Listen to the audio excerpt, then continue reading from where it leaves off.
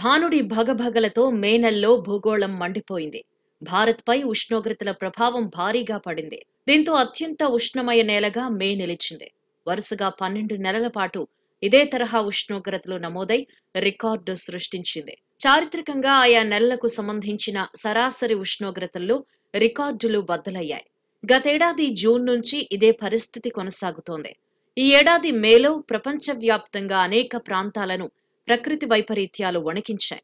కొన్ని చోట్ల తీవ్ర ఉష్ణగాలుల ప్రభావం ఉంటే మరికొన్ని చోట్ల వర్షాలు, వరదలు, తుఫాన్లు ముంచెత్తాయి. అల్నినోతో పాటు ప్రకృతికి మనుషులు చేసే చేటు వల్లే ఇలాంటి పరిస్థితులు తలెత్తుతున్నట్టు ఐరోపా వాతావరణ సంస్థ కోపర్నికన్ క్లైమేట్ చేంజ్ సర్వీసెస్ తెలిపింది. ఈ ఏడాది మేలో సరాసరి ఉష్ణోగ్రతలు పారిశ్రామికీకరణకు ముందు నాటితో పోలిస్తే 1.52 డిగ్రీల సెల్సియస్ మేర అధికంగా ఉన్నట్టు వెల్లడించింది. అయితే ఇది చాలా కాలం పాటు కొనసాగితేనే పారిస్ ఒప్పందంలో పేర్కొన్న 15 డిగ్రీల సెల్సియస్ పరిమితిని మించిపోయినట్లు భావిస్తారు. గతేడాది జూన్ నుంచి ఈ ఏడాది మే మధ్య 12 నెలలు సరాసరి భూ ఉష్ణోగ్రతలు సైతం రికార్డ్ స్థాయిలో పెరిగాయి.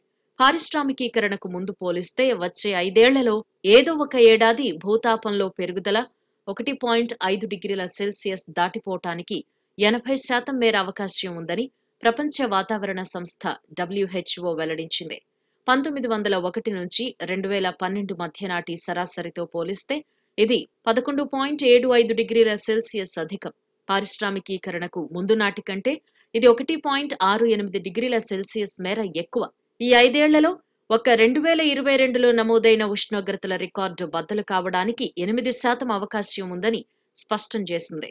తీవ్రమైన వడగాల్పుల మధ్య దేశంలో మార్చి నుంచి మే వరకు దాదాపు 25,000 వడదెబ్బ కేసులు, 56 మరణాలు నమోదైనట్లు అధికారులు తెలిపారు. అయితే ఈ డేటా ప్రకారం ఉత్తరప్రదేశ్, బీహార్, ఢిల్లీ నుంచి ఎలాంటి మరణాలు నమోదు కాలేదు. ప్రపంచవ్యాప్తంగా 174 సంవత్సరాల రికార్డును పరిశీలిస్తే 2023 రికార్డ్ స్థాయి ఉష్ణోగ్రతలు నమోదైన సంవత్సరం.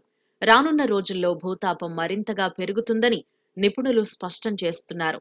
ప్రకృతిని కాపాడితే దాని ప్రభావం నుంచి కొంత మేరైనా బయటపడే అవకాశం ఉందని స్పష్టం చేస్తున్నారు.